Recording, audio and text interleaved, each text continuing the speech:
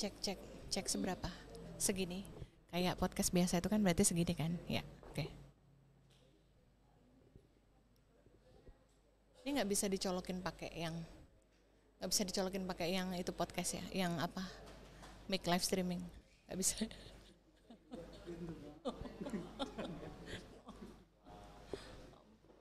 Ampun kalian tuh.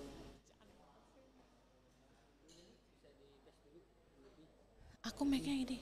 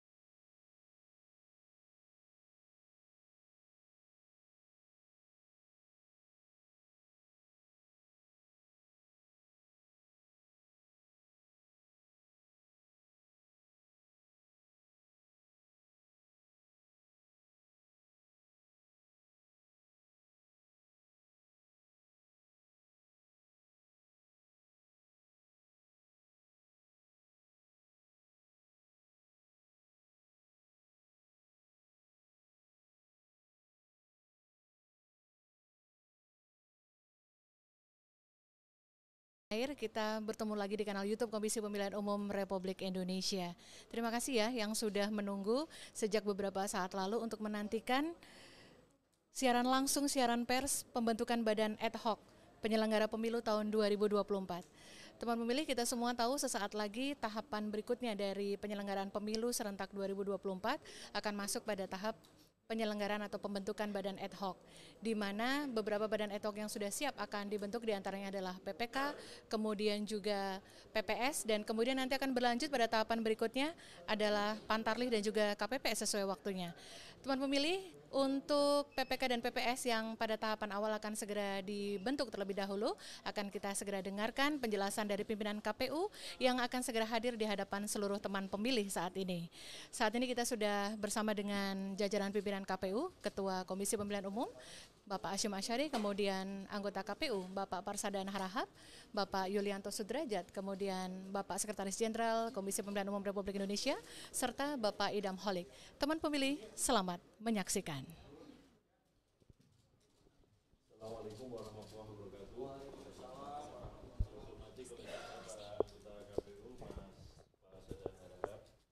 Ketua Divisi SDM KPU, hormati Mas Yulianto Sudrajat, Ketua Divisi Perencanaan, Keuangan dan Logistik, hormati Mas Idam Holik, Ketua Divisi Teknis Penyelenggaraan Pemilu, yang hormati Pak Sekjen, sekalian teman-teman jurnalis yang saya hormati.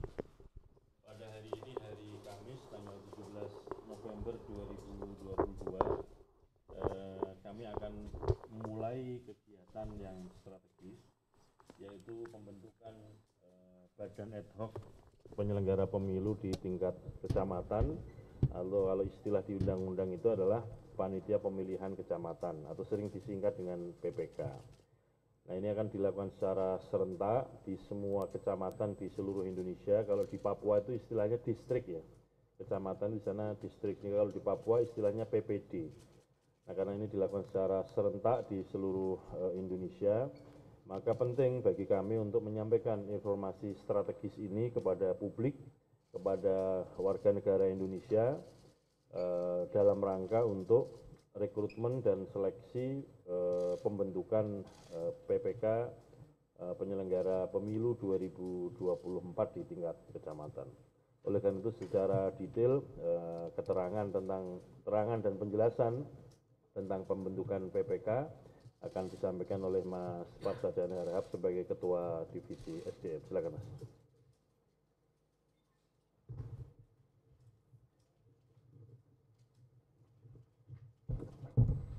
Terima kasih Pak Ketua. Yang saya hormati Pak Ketua dan teman-teman anggota, Pak Sekjen yang saya hormati, Bapak Ibu sekalian, teman-teman media yang hadir pada kesempatan kali ini. Seperti apa yang disampaikan oleh Pak Ketua tadi, kita akan melakukan perekrutan jajaran ad hoc kita di tingkat kecamatan dan di tingkat desa kelurahan. Dan ini akan kami lakukan secara berkelanjutan gitu. Artinya kegiatan ini akan kami lakukan, mungkin teman-teman juga sudah dibagi ya press release-nya nanti setelah ini ya, bahwa kegiatan ini akan kami lakukan mulai tanggal 20 November tahun 2022 sampai tanggal 16 Desember tahun 2022 terkait dengan pembentukan jajaran kita di tingkat kecamatan atau yang kita kenal dengan PPK. Nah, kemudian kegiatan ini kami lakukan kurang lebih prosesnya selama 27 hari, dimulai tadi apa yang saya sampaikan di depan itu tanggal 20 November. Nah, Bapak Ibu sekalian, terkait dengan kegiatan ini tentunya setelah terbitnya PKPU 8 terkait dengan pembentukan badan ad hoc kita, teman-teman di tingkat provinsi dan kabupaten kota sudah melakukan kegiatan sosialisasi terkait dengan pembentukan PPK dan PPS kita. Bapak Ibu sekalian, perlu kami sampaikan bahwa kegiatan ini sebenarnya menjadi tanggung jawab jajaran kami di tingkat KPU Kabupaten Kota. Nah, posisi kami di KPU RI dan KPU Provinsi melakukan supervisi terhadap kegiatan ini, dan KPU Provinsi mengkoordinasikan semua tahapan ini dipastikan bisa berjalan dengan sebaik-baiknya. Pada kesempatan ini mungkin perlu kami sampaikan terkait dengan persyaratan ya. Persyaratan perekrutan jajaran kita di tingkat kecamatan dan desa kelurahan dalam hal ini adalah PPK dan PPS. Secara norma ini sebenarnya sudah tercantum di dalam Undang-Undang 7. Adapun syaratnya yang pertama bahwa warga negara Indonesia, kemudian berusia paling rendah 17 tahun untuk PPK dan PPS. Kemudian setia kepada Pancasila sebagai dasar negara, Undang-Undang Dasar Republik Indonesia tahun 1945, kemudian Bhinneka Tunggal Ika dan cita-cita proklamasi 17 Agustus 1945. Selanjutnya yang paling penting adalah mempunyai integritas, ya, pribadi yang kuat, jujur dan adil. Ini menjadi concern kami di KPU untuk bisa mendapatkan jajaran ad hoc kami yang memiliki integritas, jujur dan adil. Ini menjadi salah satu perhatian khusus dari kami, mengingat bahwa teman-teman di tingkat kecamatan, desa, kelurahan ini adalah merupakan tulang punggung KPU secara keseluruhan. Sebagai sebuah tulang punggung, tentunya ini menjadi harapan kami agar semua proses yang terjadi nanti dimulai dari tingkat KPPS atau TPS yang akan dilakukan nanti setelah ini, itu benar-benar bisa menjadi etalase bagi kami sebagai sebuah lembaga untuk memastikan bahwa semua proses pemilu ini berlangsung dengan baik. Kemudian syarat selanjutnya tidak menjadi anggota partai politik yang dinyatakan dengan surat pernyataan yang sah. Saya kira ini standar ya, untuk semua penyelenggara pemilu tidak boleh menjadi anggota partai politik. Kemudian berdomisili dalam wilayah kerja, PPK dan PPS. Nah ini harus kita pastikan, mengingat teman-teman nanti yang akan menjadi PPK dan PPS ini adalah teman-teman yang menguasai wilayah, memahami konstelasi politik lokal di wilayah kecamatan dan desa kelurahan agar dalam bekerja bisa dilakukan secara maksimal.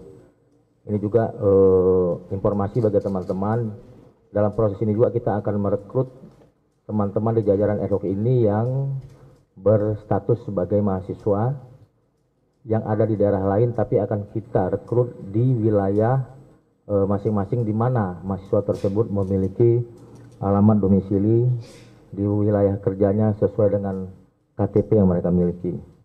Kemudian mampu secara jasmani dan rohani dan bebas dari penyalahgunaan narkotik, berpendidikan paling rendah sekolah menengah atas atau sederajat, dan tidak pernah dipidana penjara berdasarkan putusan pengadilan yang telah memperoleh kekuatan hukum tetap karena melakukan tindak pidana yang diancam dengan pidana penjara 5 tahun atau lebih.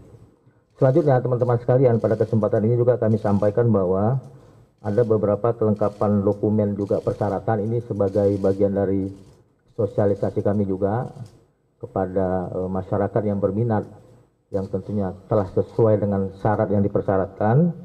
Mereka juga harus melengkapi dokumen terkait dengan surat pendaftaran sebagai calon anggota PPK dan PPS, kemudian fotokopi kartu tanda penduduk elektronik, kemudian fotokopi ijazah sesuai dengan pendidikan tadi, pendidikan menengah atas atau sederajat yang dilegalisir.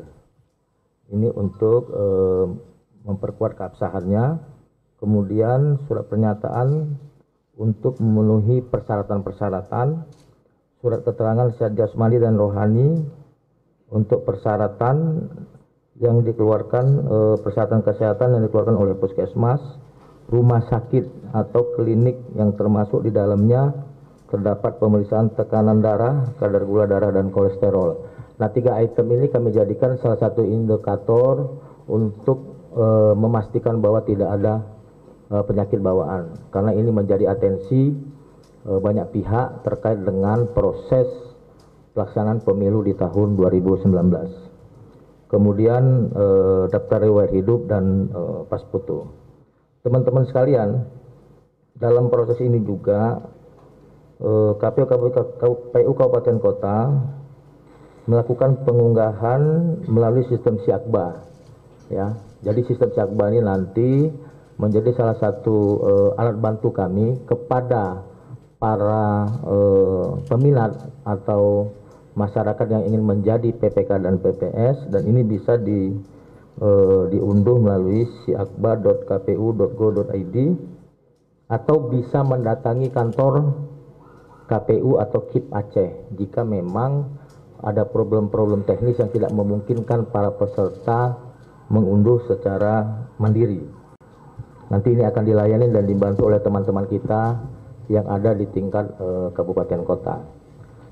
Teman-teman sekalian, teman-teman media, pada kesempatan ini juga saya sampaikan jadwal pembentukan PPK dan PPS, walaupun tadi sudah saya singgung di awal, bahwa pembentukan PPK kita ini akan dilakukan di tanggal 20 November tahun 2022. Ini sampai 16 Desember tahun 2022. Kemudian pembentukan PPS-nya ini dilakukan setelah pembentukan PPK, yaitu pada tanggal 18 Desember 2022 sampai 16 Januari 2023. Nah, masa kerja PPK kita ini 4 Januari 2023 sampai 4 April tahun 2024. Masa kerja PPS 17 Januari 2023 sampai 4 April 2024.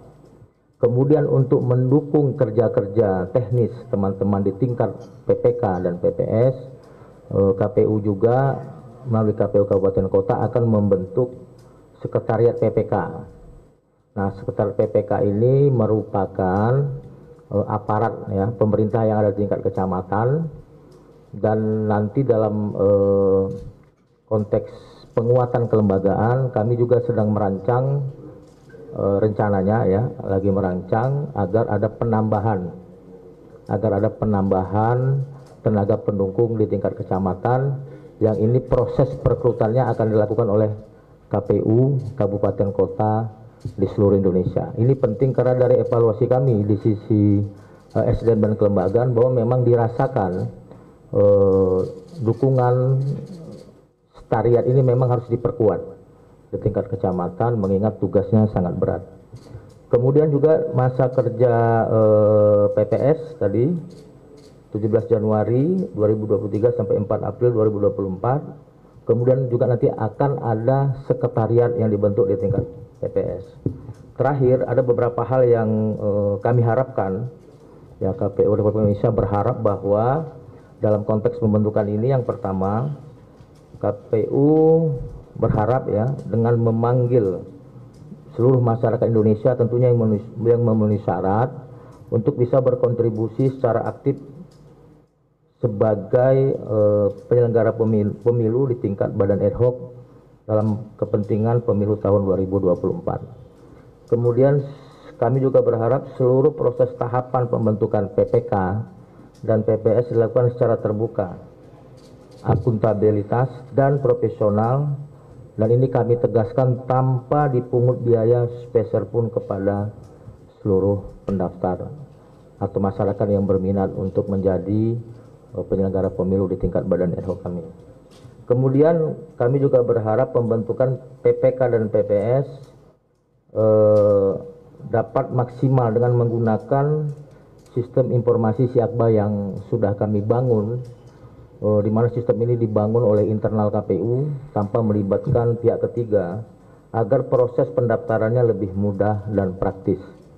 Kemudian yang selanjutnya KPU membuka pendaftaran dan pelayanan bagi pendaftar yang membutuhkan bantuan di kantor KPU KIP Kabupaten di seluruh Indonesia. Artinya dalam konteks melayani ya, proses ini pada masyarakat, kami membentuk helpdesk juga.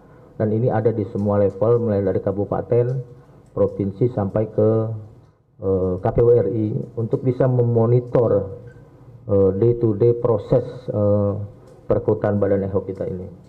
Kemudian selanjutnya KPU menginstruksikan kepada seluruh jajaran KPU provinsi dan KIP Aceh dan KPU Kabupaten Kota untuk memberikan sosialisasi dan informasi yang masif serta memberikan pelayanan yang optimal pada pembentukan PPK dan PPS, baik melalui Siakba, sistem yang kami bangun tadi, atau kemudian para pendaftar itu mendatangi kantor KPU atau KIP Aceh yang ada, dan ini wajib dilayani oleh seluruh jajaran kami yang ada di tingkat kabupaten kota.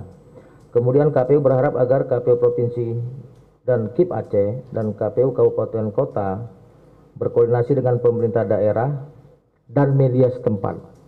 Ini penting untuk dapat membantu pelaksanaan pembentukan dan pengawasan pada tahapan pembentukan PPK dan PPS yang akan dilakukan oleh KPU dan KIP Kabupaten Kota. Nah, salah satu fungsi koordinasi dengan pemerintah daerah itu terkait dengan fasilitasi terhadap sekretariat dan juga fasilitasi terhadap dukungan dari pegawai sekretariat yang tadi saya katakan di atas.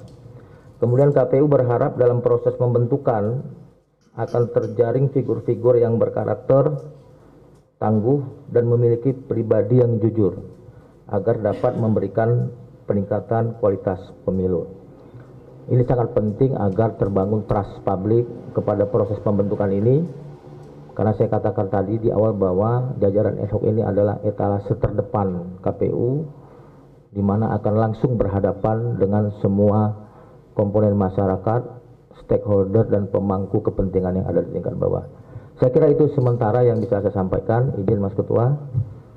Selanjutnya saya kembalikan ke Mas Ketua. Terima kasih Mas Parsa. Sekiranya ada 1-2 pertanyaan. Satu lagi, 2, 3. Udah ya dulu. Mas, silakan. Disebutkan nama dan dari medianya apa. Ya, saya Reinhard Pak dari Harian Kompas. Mau bertanya tadi soal bagaimana ad hoc ini kan etalase, menjadi etalase sebagai KPU itu jujur dan integritas. Tapi tadi saya melihat bahwa satu-satunya syarat untuk membuktikan dia berintegritas itu surat tidak terbebas afiliasi politik gitu Pak. Ini kan surat, kalau hanya surat saja mungkin kurang seperti itu Pak. Apakah dari KPU sendiri akan menambahkan syarat kayak pemeriksaan latar belakang dan lain-lain supaya, karena menurut saya hanya dokumen surat bebas itu mungkin bisa dibuat gitu. Kedua tadi Pak soal penurunan umur ya, dulu kan 20 tahun, sekarang 17 tahun, ini alasannya apa? Apakah berhubungan karena soal kesehatan ataupun kejadian tahun 2019 jadi ingin merekrut yang lebih muda, atau seperti apa Pak? Dan tadi juga soal beban kerja, soal aturan yang 1 TPS 300 pemilih itu bagaimana kelanjutannya? Karena kan di UU kan 1 TPS itu 500 ya Pak, tapi dari KPU menyarankan 1 TPS itu 300 untuk mengurangi beban kerja, itu kelanjutannya seperti apa Pak? Terima kasih. Kedua, penting di sini. Assalamualaikum warahmatullahi wabarakatuh. Satria Mas dari Kantor Berita Politik Hermal. Mau izin tanya terkait dengan PPK dan PPS yang diturunkan umurnya. Nah, kalau untuk maksimalnya kira-kira berapa Mas? Apakah 55 tahun masih atau bagaimana? Kemudian juga sempat ada masukan dari beberapa pegiat pemilu terkait dengan kualitas PPK dan PPS dalam hal tenaga kerja, dalam hal melaksanakan tugasnya di lapangan gitu kan, karena pengalaman 2019 kemarin itu kan pelaksanaan teknis terutama di hari H ya Mas, pemungutan suara kemudian perhitungan suara itu kan bebannya cukup berat gitu kan. Nah, untuk mengantisipasi hal tersebut itu bagaimana? Kemudian yang ketiga, tadi ada aplikasi baru Mas, Siakba gitu kan. Nah, itu untuk mengoptimalisasinya itu seperti apa, dan bagaimana nanti para calon PPK dan PPS itu bisa memaksimalkan Siakba ini supaya lebih mudah ya, nggak perlu datang lagi ke kantor KPU atau KIT ya. Mungkin itu aja dulu Mas. Makasih. Makasih. Pak, perkenalkan saya Febrian dari Republika. Saya ingin nanyakan 2 hal. Dari? Republika. Febrian. Pertama, itu berapa banyak jumlah PPK dan PPS yang direkrut seluruh Indonesia?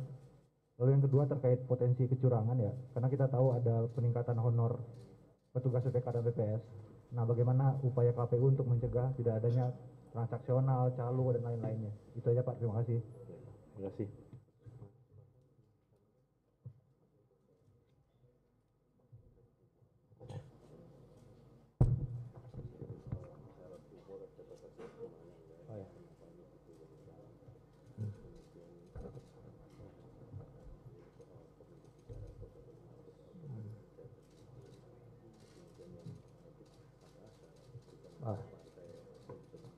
Ya, baik.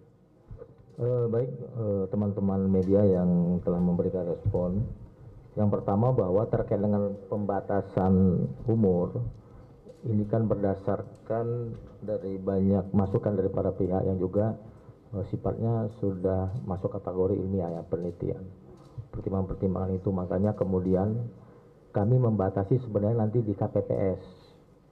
Kalau di PPK dan PPS ini memang tidak ada pembatasan akhir, tapi di awal saja. Bisa dimulai dari umur 17 itu. Nah, nanti di KPPS atau untuk teman-teman di tingkat TPS itu memang dibatasi maksimal 55 tahun untuk usia. Gitu. Tapi untuk yang di PPK dan PPS ini tidak kita kasih batasan. Itu termasuk juga periode. Kemarin ada diskusi bahwa periodisasinya dibatasi hanya maksimal untuk 2 kali masa jabatan, namun karena berbagai macam pertimbangan dan tingkat kesulitan di lapangan, maka ini tidak kami batasi 2 periode, sehingga teman-teman yang akan merekrut ini, yang bertanggung jawab teman-teman KPU Kabupaten Kota akan bisa memaksimalkan dalam proses perekrutan jajaran ad hoc ini. Nah, kemudian terkait dengan nanti kalau lupa tolong diingat ya, bahwa terkait dengan integritas ini salah satunya adalah ukurannya ada apa namanya syarat tidak pernah menjadi anggota partai politik. Ini nanti salah satu alat ukurnya adalah pengecekan di Sipol, salah satu ya. Nah, kemudian juga dalam proses tahapan ini dari mulai pendaftaran, kemudian penelitian berkas, kelengkapan berkas dan keabsahan ya, itu ada nanti setelah proses ujian tertulis melalui berbasis komputer, itu nanti pada saat pengumuman sebelum wawancara itu ada uji publik yang akan dilakukan terhadap calon-calon yang sudah lolos sampai pada tahap sebelum proses wawancara.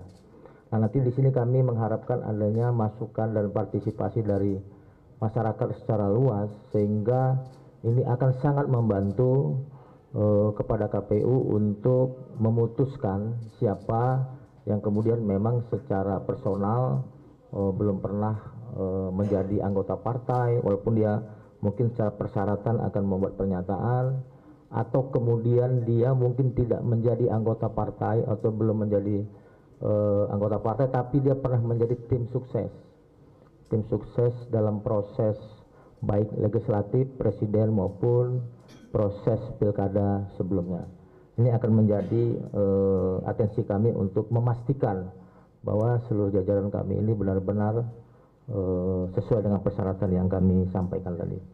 Selanjutnya tadi ada terkait jumlah PPK yang akan direkrut itu sejumlah 30 ya. Kecamatannya 7.266 kecamatan se-Indonesia, dan kemudian ada sejumlah 36.330 PPK se-Indonesia yang akan kita rekrut. Kemudian ya setiap kecamatan itu jumlahnya 5 orang. Nah, kemudian juga untuk PPS ini ada 83.765 desa atau kelurahan se-Indonesia, maka kemudian PPS yang akan terekrut sejumlah 251.259 orang. Itu kira-kira gambaran jumlahnya, dan jumlahnya per PPS sesuai dengan norma di undang-undang adalah 3 orang. Selanjutnya mungkin ada terlewat ya.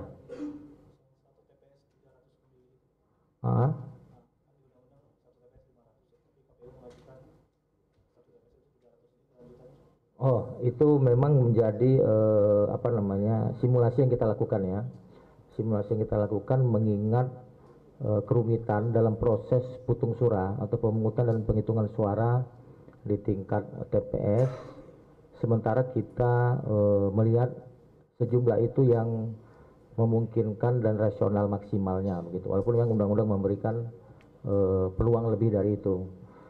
Tapi ini nanti tentunya akan kita pastikan lagi ya di KPU-nya. Namun sementara memang gambarannya seperti itu. Saya kira itu. Ada yang lain? Baik, ya.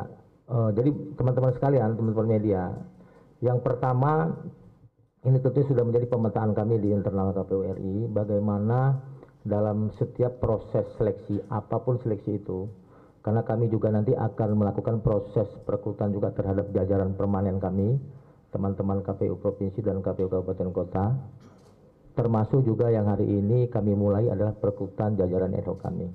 Nah, kami melihat memang potensi-potensi yang ini kemudian mencederai proses perekrutan ini bisa memiliki energi potensial.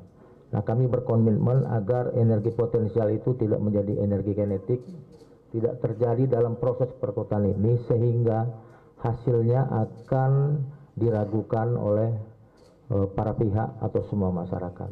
Nah, dalam konteks ini tentunya kami meyakinkan, memastikan kepada jajaran kami yang ada di daerah, karena yang punya wilayah ini kan KPU Kabupaten Kota bersama KPU Provinsi, untuk bisa melakukan upaya-upaya yang itu berbasis kearifan lokal agar memagari proses ini tidak mencederai integritas dalam prosesnya. Nah, kami meminta kepada teman-teman juga untuk berkoordinasi di tingkat daerah dengan para pihak termasuk teman-teman media, karena kami yakin teman-teman media ini memiliki ketajaman pandangan dan jangkauan pendengaran yang lebih kuat dan luas dibandingkan kami sebagai penyelenggara. Kami mohon masukan, mohon informasi jika ada hal seperti itu, sehingga kemudian proses ini bisa berjalan dengan sebaik-baiknya. Tentunya nanti akan ada pembekalan yang kami lakukan juga, ada supervisi, ada inspektorasi, ya, ada pemantauan pengawasan yang kami lakukan dengan jajaran kami, sehingga kita bisa memastikan proses ini benar-benar tidak terintimidasi atau tidak tercederai oleh sesuatu yang bisa mengganggu kualitas perekrutan, kemampuan dan skill dari jajaran kami di tingkat kecamatan dan desa kelurahan. Saya kira seperti itu. Ada yang lain? Oh tentu. Jadi begini, ini kan yang melakukan ini kan jajaran kami. Ya, kami secara kelembagaan tentunya memiliki divisi pengawasan internal, dan kami yakin jika ini terjadi juga berpotensi untuk pelanggaran etik. Nah, kami berharap teman-teman di daerah, di provinsi dan kabupaten harus secara serius dan fokus melakukan proses ini dan memastikan proses ini tidak masuk dalam ranah, kalau istilah orang itu, dagang sapi gitu. Dagang sapi. Karena kami tahu walaupun jajaran ad hoc kami ini hanya memiliki masa kerja selama 12 bulan, kecuali ada perpanjangan karena ada pemungutan suara ulang dan lain sebagainya, tapi mereka ini memiliki kewenangan yang besar. Karena originalitas suara, kemurnian suara itu dimulai dari jajaran kami di tingkat bawah. Karena kita mengetahui dari rekapitulasi pemungutan di tingkat TPS itu, rekapitulasi pertamanya adalah dilakukan di tingkat kecamatan, dan kami menyadari betul ini harus kami pastikan prosesnya benar-benar tidak melanggar aturan atau tidak sesuai dengan apa yang kita harapkan. Saya kira itu cukup. Satu lagi.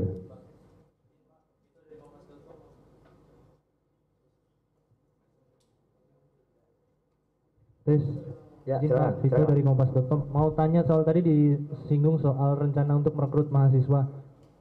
Kalau nggak salah dengar tadi ya, yang di domisilinya itu, mau tanya itu nanti langkah lanjutannya seperti apa? Apakah bekerja sama dengan kampus, dan itu latar belakangnya kenapa gitu inisiatif untuk merekrut mahasiswa dan harapannya gimana?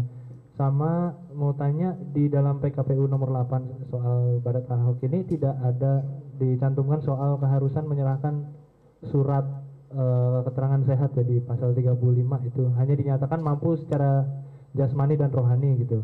Sama terakhir diatur soal KPU dapat memberi santunan kerja, ini kan di 2018 belum ada, nah di sekarang sudah ada. Nah santunan kerja ini apakah santunan jika kecelakaan kerja, nah ini apakah sudah ada angkanya gitu Pak? Udah itu aja, makasih. Sudah ada angkanya maksudnya.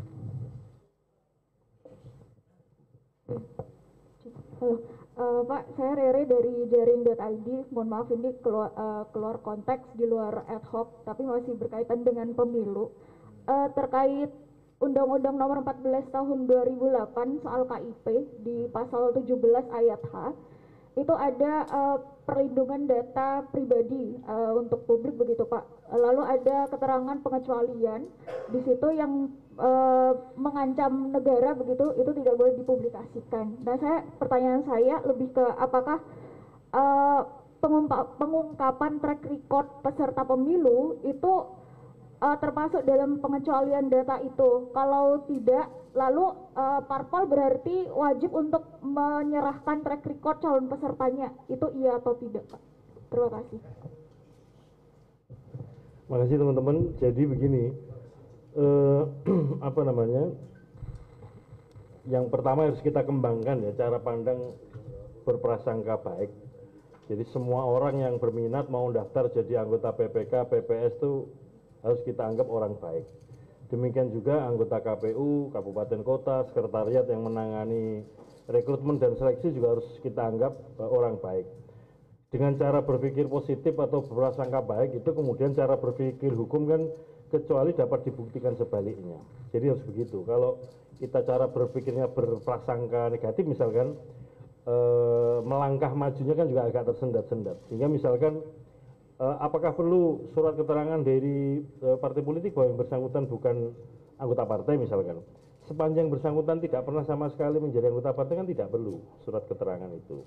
Dan kemudian tadi sampaikan Mas Marsa bahwa KPU juga punya perangkat atau alat bantu yang namanya SIPOL, Sistem Informasi Partai Politik.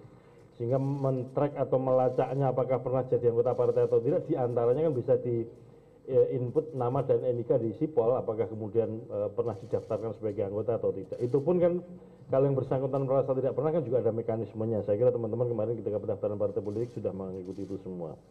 Yang berikutnya soal alokasi pemilih per TPS itu sesungguhnya sudah dipraktekkan Mas di pemilu 2019 bahwa per TPS itu maksimal 300. Mengingat ada 5 jenis pemilu yang di situ masing-masing pemilih itu waktu itu simulasinya ya, sebelum 2019 itu perlu waktu sekitar 5 menit.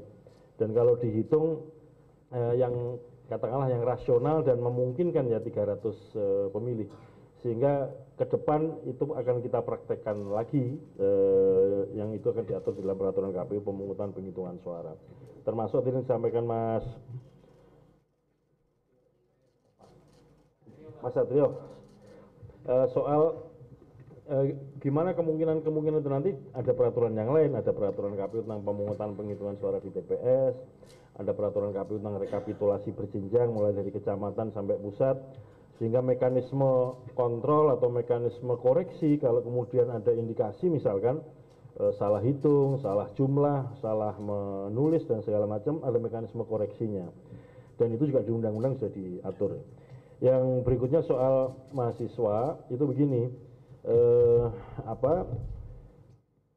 salah satu catatan penting dan selalu menonjol evaluasi pemilu 2019 adalah adanya kemalangan atau musibah yang terjadi bagi para petugas badan ad hoc yang ada yang sakit, ada yang sampai meninggal ya. Dan itu sudah kita evaluasi dan sudah kita terapkan di Pilkada 2020. Misalkan soal umur dibatasi maksimal 55 tahun misalkan. Kemudian harus sehat, nanti kita itu boleh dikatakan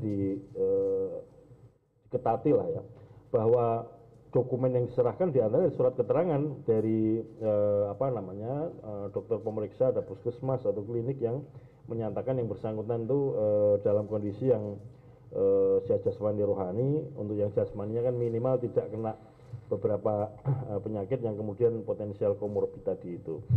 Nah, kemudian kalau misalkan situasinya itu, dan di sisi lain kampus-kampus ini kan punya program yang namanya MBKM ya, Merdeka Belajar dan Kampus Merdeka. Itu banyak porsi untuk kerja praktek maupun magang, dan itu sudah terjadi di berbagai macam tempat.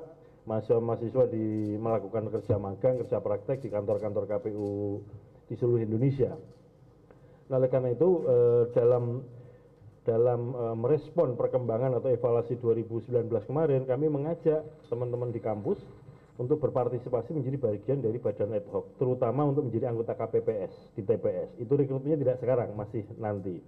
Karena syarat untuk menjadi anggota KPPS itu usianya usia pemilih, domisilinya adalah domisili sesuai dengan KTP, sehingga kalau ditugaskan menjadi anggota KPPS ya kemudian bertugas di kampung halamannya masing-masing sesuai dengan alamat KTP. Untuk yang hal itu nanti secara teknis kami akan mintakan informasi dengan masing-masing kampus yang ada kerjasama dengan KPU yang akan berpartisipasi dalam hal ini, kira-kira berapa jumlahnya, siapa namanya, NIK-nya, alamatnya dari mana, sehingga clustering penugasannya sesuai dengan alamat mahasiswa tersebut. Itu diantaranya yang kita ambil kebijakan. Misalkan anggota KPPS itu 7 orang ya, nanti tidak semuanya kemudian katakanlah direkrut secara terbuka ya, tetapi ada yang hasil kerjasama dengan kampus, ada semacam kuotanya dalam penugasan-penugasan sebagai anggota KPPS yang akan diisi oleh teman-teman mahasiswa, kira-kira begitu. Nah, soal santunan saya kira pada waktu KPU menyampaikan perkembangan kenaikan honor ya bagi teman-teman PPK, PPS, KPPS, itu sudah ada bahannya disampaikan di situ bahwa untuk tanggungan uang santunan itu besarnya sudah disampaikan, tapi saya ingin ulangi lagi sebagaimana yang sudah ditentukan oleh Menteri Keuangan. Untuk anggota badan ad hoc yang meninggal mendapatkan santunan 36 juta, yang catat permanen 30.800.000, luka berat 16.500.000, luka sedang 8.250.000, santunan pemakaman bagi yang meninggal 10 juta. Namun demikian kami berdoa semoga semuanya sehat, semuanya selamat dalam menjalankan tugas-tugas kepemiluan bagi teman-teman kita nanti yang bertugas sebagai badan ad hoc di tingkat kecamatan, desa, kelurahan, dan TPS. Yang terakhir soal keterbukaan informasi publik ya, sudah kita lakukan pada waktu pemilu 2019, dalam arti begini, bahwa salah satu syarat dokumen yang harus dipenuhi oleh calon ya, apakah calon DPR, DPD, DPRD provinsi, kabupaten kota, maupun calon presiden, itu kan ada formulir daftar riwayat hidup ya, atau CV. Dan untuk dipublikasikan atau tidak, itu kami mengikuti ketentuan yang ada di Undang-Undang KIP itu, kami sampaikan kepada kalau calon dari DPR, DPRD provinsi, kabupaten kota kan partai yang mencalonkan, kami sampaikan apakah DRH atau daftar riwayat hidup itu dipublikasikan atau tidak.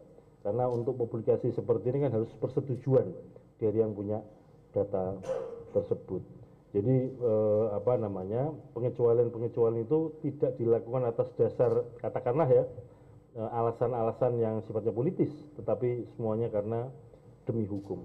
Saya kira demikian. Terima kasih teman-teman sekalian. Selamat sore. Assalamualaikum warahmatullahi wabarakatuh.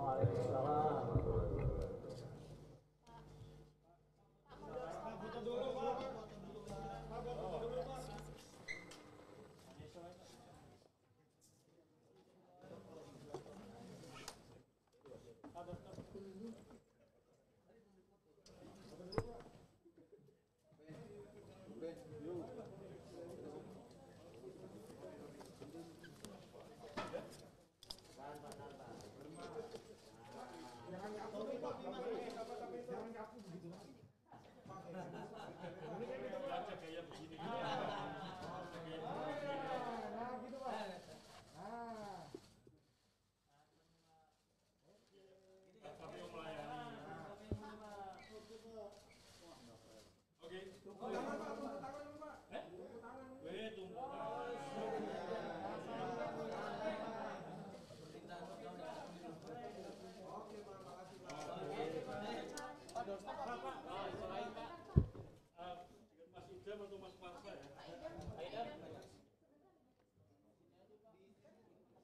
aja Pak.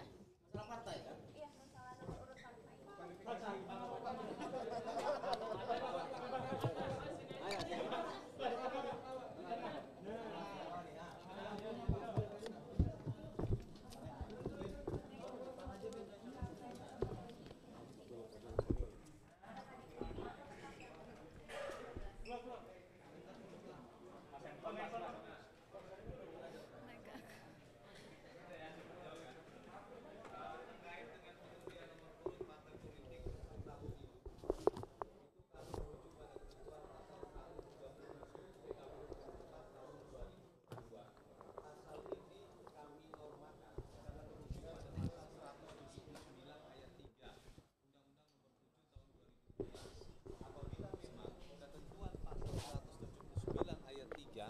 Undang-Undang Nomor 7 Tahun 2017 itu harus dirubah, maka ini harus ada Perpu.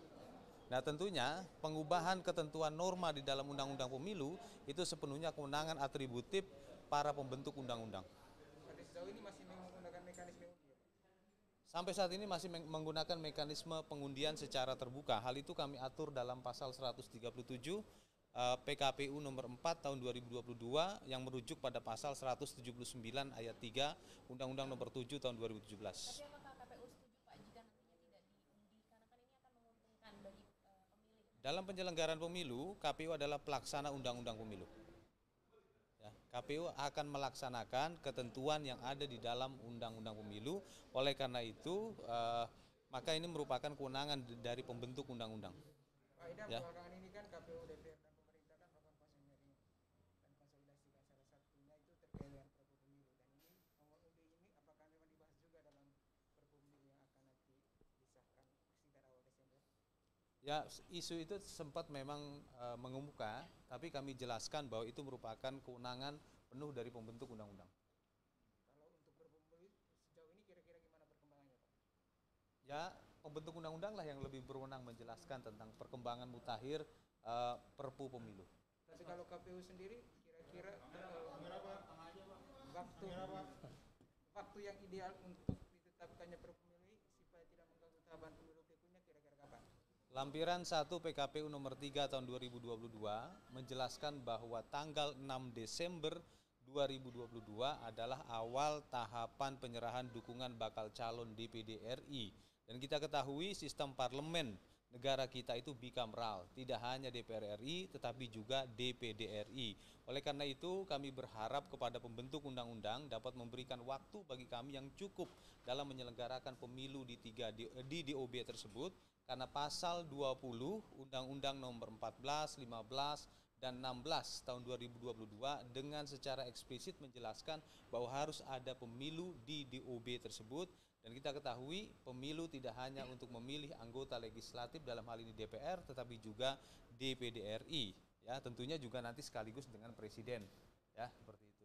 Jadi kami berharap kami diberikan waktu yang cukup untuk menyelenggarakan tahapan penyerahan dukungan bakal calon DPD yang akan kami mulai tahapannya itu pada tanggal 6 Desember 2022. Mas, tadi Pak Mendagri menyatakan kalau kemungkinan perpunya baru terbit awal Desember, itu akan menjadi waktu yang cukup untuk KPU? Ya, jika demikian, ya nanti kami akan konsultasi dengan DPR, karena dalam kami melakukan perumusan kebijakan dalam hari ini pengaturan atau peraturan KPU, maka kami harus konsultasikan itu ke DPR. Jadi kami wajib berkonsultasi ke DPR dan kami akan bahas dengan DPR. Pada prinsipnya apapun nanti situasinya kami akan laksanakan karena memang kami punya ruang yang cukup. Nah, nanti pendaftaran bakal calon anggota legislatif dalam hal ini termasuk di dalamnya adalah pendaftaran calon DPD RI, itu tahapannya berdasarkan lampiran 1 PKPU nomor 3 tahun 2022 itu dimulai pada tanggal 24 April 2023. Tinggal kami nanti akan atur tahapannya agar pelaksanaan penyerahan dukungan dan verifikasinya itu dapat berjalan dengan lancar. Baik itu verifikasi administrasi maupun verifikasi faktual dukungan bakal calon DPD. Kalau misalnya Perpu ini waktunya terlalu mepet dengan waktu yang diharapkan KPU, PKPU 3-nya bisa direvisi juga? Nanti kami akan bahas kembali. Ya, yang jelas apabila terjadi hal-hal yang sekiranya memang menuntut kami lakukan perubahan, kami akan lakukan perubahan, dan yang saat ini kami sedang melakukan finalisasi rancangan peraturan KPU tentang pencalonan anggota DPD RI yang di dalamnya kami akan mengatur jadwal mengenai penyerahan dukungan bakal calon DPD RI. Ya, kami akan sesuaikan nanti. Untuk verifikasi parpol bagaimana? Pelaksanaan verifikasi partai politik ya untuk 9 partai politik yang kemarin kami lakukan verifikasi faktual saat ini maksud saya sejak tanggal 10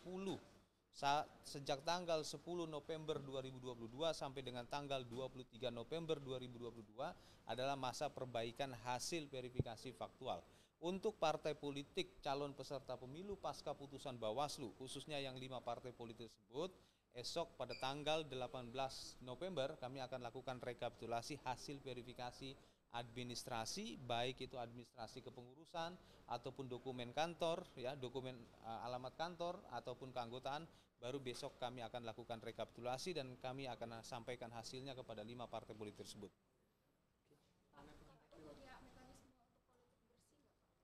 Yang dimaksud politik bersih itu apa?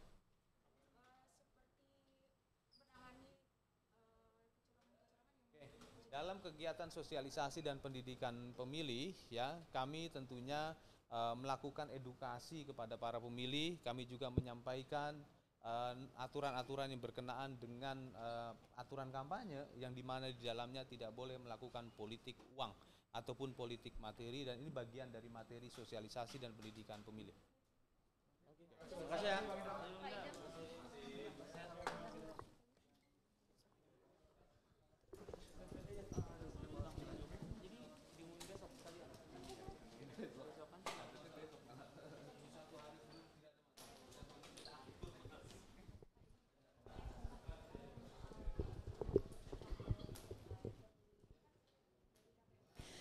Teman pemilih, demikian kita sudah menyaksikan bersama-sama penayangan langsung siaran pers untuk pembentukan Badan Ad Hoc Penyelenggara Pemilu tahun 2024. Tentu teman pemilih semua sudah menyimak tadi, dan tentu saja sebagian besar dari teman pemilih tentu ingin ikut aktif untuk menjadi penyelenggara pemilu dan juga mengambil peran dalam pemilu 2024 nanti dengan bergabung sebagai badan ad hoc. Untuk badan ad hoc yang pertama akan dibuka yaitu adalah PPK, dan kemudian nanti akan disusul dengan pembentukan badan ad hoc PPS, dan tentu saja dalam waktu yang tidak terlalu lama lagi akan segera diumumkan secara resmi oleh KPU kapan proses perekrutan akan dilaksanakan. Teman pemilih, hingga saat ini tidak kurang dari 1.600 orang yang menyaksikan tayangan langsung dari kanal YouTube Komisi Pemilihan Umum Republik Indonesia ini, dan kami ucapkan terima kasih untuk Anda semua yang sudah bergabung dan setia menyaksikan konferensi pers ini sedari tadi. Terima kasih dan sehat selalu. Semoga kita ketemu lagi pada kesempatan baik berikutnya. Sampai bertemu kembali.